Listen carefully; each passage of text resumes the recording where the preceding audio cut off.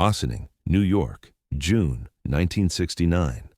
Wednesday afternoon, 2 p.m., Sing Sing Correctional Facility, maximum security.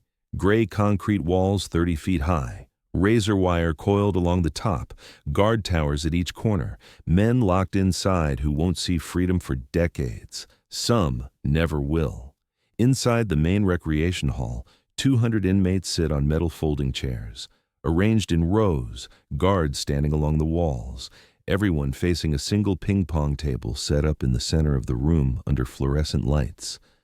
Most men here because someone from the prison administration thought it would be good for morale. An exhibition, entertainment, something to break the monotony of cells and yard time and counting days that all look the same. Nobody asked the inmates if they cared about ping-pong. Nobody asked if they wanted to watch some guy from the outside play a game most of them haven't thought about since they were kids. But here they are. Because when you're serving time, any break from routine is something, even if it's watching a stranger hit a ball across a table. Marty Reisman stands near the table, 38 years old, wearing simple dark pants and a white collared shirt, his paddle in a bag at his feet. He looks around the room. 200 faces, hard faces, men who've seen things, done things, men who stopped believing in much of anything years ago. This wasn't his idea.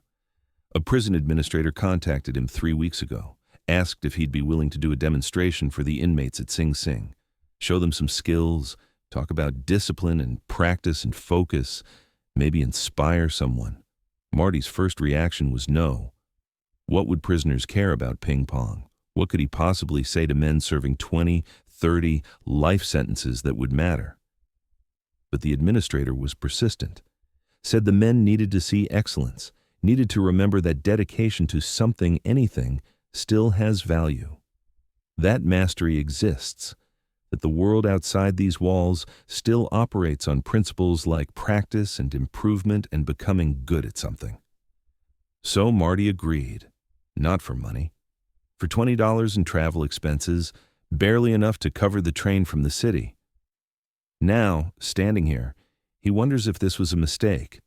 A guard steps forward, addresses the room. This is Marty Reisman, professional ping pong player. He's here to show you what 25 years of training looks like. Pay attention, show respect. The room is silent. Not respectful silence, indifferent silence. The silence of men who've learned not to expect much from anything. Marty pulls out his paddle, sets up at the table, no opponent yet. He'll demonstrate solo first, show serves, show spins, show control. He serves to an empty side. The ball bounces, spins, curves, perfect placement. He does it again, different spin, different angle, again and again, explaining each technique. The physics, the wrist movement, the timing. Most inmates watch with dead eyes. A few are interested. Most are just sitting because they have to. After 10 minutes, Marty stops. Anyone want to try? Silence. Marty tries again. Seriously, anyone. I'll play anyone here, just for fun. No stakes, just to see what it feels like. More silence. Then a hand goes up. Back of the room. A man stands, Hispanic, late 20s, lean, prison-issue clothing, number on his chest, walks forward through the rows. Guards tense slightly. Watch him carefully. He reaches the table, looks at Marty, says nothing. You play? Marty asks. Used to, long time ago. What's your name? Carlos. Marty hands him a paddle. Let's see what you remember. They take positions. Carlos holds the paddle awkwardly at first, adjusting grip, finding the feel. It's been years, maybe a decade. His muscle memory searching for something it used to know. Marty serves, gently, no spin, just a simple ball. Carlos swings, connects, the ball goes back, weak return, but clean contact. Marty returns it, soft, giving Carlos time. They rally, 3 shots, 5, 7, Carlos getting a feel for it, his body remembering.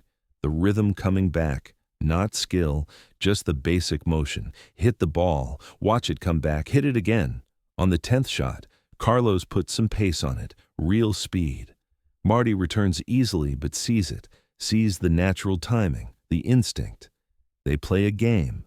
Marty wins 11-4, but Carlos scores 4 legitimate points. Clean winners, shots Marty couldn't return. When it ends, Carlos stands there, paddle in hand, breathing slightly hard, not from exertion, from something else, something he hasn't felt in 12 years. "You were good once," Marty says. Carlos looks at him. "I was good at a lot of things, then I destroyed everything." "When did you play?" "Kid, Bronx, community center had a table, went there every day after school. Only place I felt like I was good at something. Played until I was 16. Then other things took over, streets, money, stupid decisions that seemed smart at the time." "How long you been here?" 12 years. Got 13 more minimum." 25 to life?" "Yeah."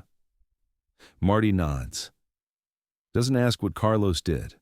Doesn't matter right now. "You have natural timing," Marty says. "That's something you can't teach. Either you feel the rhythm of the game or you don't. You feel it." Carlos looks at the paddle. "Doesn't matter anymore. I'm in here. This is temporary. Tomorrow I'm back in a cell." Doesn't mean the skill disappears. Doesn't mean what you're good at stops existing. Carlos sets down the paddle. "Thanks for the game." He walks back to his seat. The demonstration continues. Marty shows more techniques, plays against 2 more inmates, both terrible. No natural ability, just guys killing time. The session ends. Guards escort Marty out. The inmates file back to their blocks. Day continues like every other day. Cells, meals, yard, counting time. Except something happened. Something small. Carlos can't stop thinking about those 5 minutes. The feeling of the paddle, the sound of the ball, the rhythm he thought he'd forgotten. 2 weeks later, Carlos approaches a guard. Asks if there's any way to get a ping-pong table for recreation. Guard says they used to have one. Broke, never replaced, budget cuts. Carlos asks if there's any way to get one. Guard says he can submit a request. Might take months, might never happen. Carlos submits the request anyway, goes through the process, fills out forms, waits. 3 months pass, nothing. 6 months, still nothing. Then, in January 1970, a donation comes in, anonymous, enough to buy 2 ping-pong tables for the recreation yard. Guards set them up, make them available during yard time. Most inmates ignore them. A few try. Most are terrible. Give up after a few games. Carlos plays every day, every single day, rain or shine, cold or hot. During his allotted yard time, he's at the table, playing against anyone willing, teaching guys who want to learn, practicing serves when nobody will play. His skill comes back, slowly, rust falling away. 12 years of absence in his muscles. But the timing was always there, just buried, and now it's returning. By 1972, Carlos is the best player in Sing Sing, by far. Nobody can touch him. He starts teaching, really teaching, showing other inmates technique, footwork, strategy, giving them something to focus on that isn't violence or anger or the crushing weight of time. Guards notice. Carlos is different, calmer, focused. The rage that used to simmer just below his surface is gone, replaced by something else, purpose, direction, a reason to wake up that isn't just survival. In 1975, Carlos becomes eligible for parole, gets reviewed. The parole board sees his record, violence in his first 3 years. Then nothing. Clean for 9 years, exemplary behavior, testimonials from guards, from other inmates, from the prison chaplain. They ask him what changed. Carlos tells them about the ping-pong demonstration, about Marty Reisman, about remembering he was good at something, about finding a reason to be disciplined, about teaching other men and seeing them change too. The board is skeptical. It's just ping-pong. How does that prove rehabilitation? Carlos says it's not about ping-pong. It's about remembering you're human, remembering you have value beyond your worst decision, remembering that mastery of anything requires the same principles: discipline, patience, practice, humility, and those principles transfer to everything else. In 1977, Carlos is released, 36 years old, 15 years inside, half his adult life in prison. He gets a job at a community center in the Bronx, the same one where he played as a kid. They have a ping pong table, old, worn, but functional. Carlos volunteers to run a program, free ping pong lessons for neighborhood kids, after school, open to anyone. Kids come, most from situations like Carlos grew up in. Poverty, violence, streets pulling at them, offering fast money and status and belonging. Carlos teaches them ping pong, but really teaches them discipline, focus, how to lose with dignity, how to win with humility, how to practice something even when you're terrible at it, how to get better through repetition.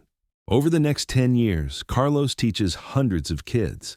Most come and go, a few stick, 3 kids in particular. Miguel, Deshaun, Maria, all heading down the same path Carlos took. Streets, gangs, violence, all 3 stay in the program. All 3 get good. All 3 learn discipline through ping pong. All 3 make different choices than Carlos made. Graduate high school, get jobs, stay clean, build lives. In 1987, Miguel sends Carlos a letter. He's in college, engineering major, says ping pong saved his life. Says Carlos saved his life. Says learning to focus on improving his serve taught him he could focus on anything. That mastery of one thing builds confidence for mastery of everything. Deshaun becomes a teacher, elementary school, uses ping pong in his classroom, teaches kids the same way Carlos taught him. Maria becomes a social worker, works with at-risk youth, runs ping pong programs in 3 community centers, spreads what Carlos gave her, 3 lives directly changed. How many more indirectly? How many kids did Miguel, Deshaun, and Maria reach? How many more generations? In 2002, Carlos is 61 years old, gray hair, reading glasses, still teaching at the community center, still running the program. 25 years of service. He finds Marty Reisman's address, writes a letter, asks if he can visit. Marty, now 71, agrees. They meet at a diner in Manhattan. Carlos brings photos. Miguel graduating college, Deshaun with his first class, Maria at her community center. "You gave me my life back," Carlos says. Marty looks confused. "I just played ping pong." "You saw me. In a room full of men nobody sees. You saw me as human when I forgot I was. You gave me 5 minutes of respect, treated me like a person, not a number, not a criminal, a person who used to be good at something. That mattered." "I didn't know it mattered." "That's why it mattered. You weren't trying to save anyone. You weren't being condescending. You just played ping pong with me. Let me feel like myself for 5 minutes. That was enough. That was everything." Marty looks at the photos. "These are the kids you taught?" 3 of them. There are more, dozens more. All because you played ping pong with me in 1969. All because you handed me a paddle and said I had natural timing. You did have natural timing. I know, but nobody told me.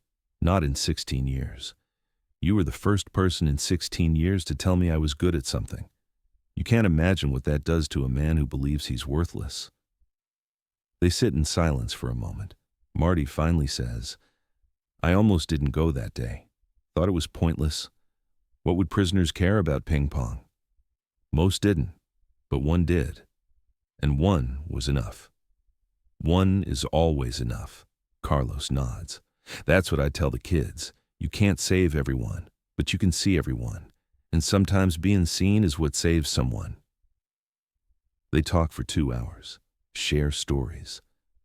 Carlos tells Marty about the prison years, the darkness, the anger, the moment he realized he either found a reason to live or he'd die inside long before his body stopped. Marty tells Carlos about his own struggles, gambling, debt, the times he almost quit, the moments he wondered if ping pong was worth dedicating a life to. "It was worth it," Carlos says. "You changed my life with 5 minutes, changed Miguel's life, Deshaun's, Maria's, changed kids they'll reach that I'll never meet, all because you took ping pong seriously enough to demonstrate it in a prison." Marty looks at the photos again. "I thought I was just hitting a ball." "You were, but you were also showing a room full of forgotten men that excellence still exists, that someone cares about being good at something, that discipline and practice and mastery still matter, in a place where nothing matters. That matters. They finish coffee. Shake hands. Carlos thanks Marty again. Marty thanks Carlos for letting him know, for showing him that the demonstration wasn't pointless, that one person caring was enough. Carlos walks away. Back to the community center. Back to the kids waiting for lessons. Back to the work he's done for 25 years and will keep doing as long as he can. Marty sits for a while. Thinks about that day in 1969. 200 inmates. Most didn't care. Most forgot about it immediately. But one didn't. One remembered. One changed. And because of that one, dozens more changed. And because of those dozens, hundreds more will. The ripple never stops. The impact never ends. One ping-pong game. 5 minutes. 13 years before release. 25 years of teaching. 3 kids directly saved. Countless more indirectly. All because Marty handed Carlos a paddle and said, "You have natural timing." All because Carlos chose to believe it. All because one moment of being seen as human instead of a number was enough to remember that human is what he still was. Prison is designed to takes freedom, takes time, takes dignity, takes hope. But sometimes in the cracks, something gets in, something small, a moment, a gesture, a game, and that small thing becomes a seed, and seeds grow, and growth spreads, and spread becomes change, and change becomes lives saved. Marty Reisman played ping pong at a prison in 1969. 200 inmates watched, one life change forever. And that one life changed dozens more, and those dozens will change hundreds. The math is simple. The impact is infinite. Never underestimate 5 minutes of seeing someone as human. Never dismiss the power of respect given when respect is rare. Never assume one person caring doesn't matter. Because sometimes one person caring is the only thing that matters. Sometimes one person caring is everything.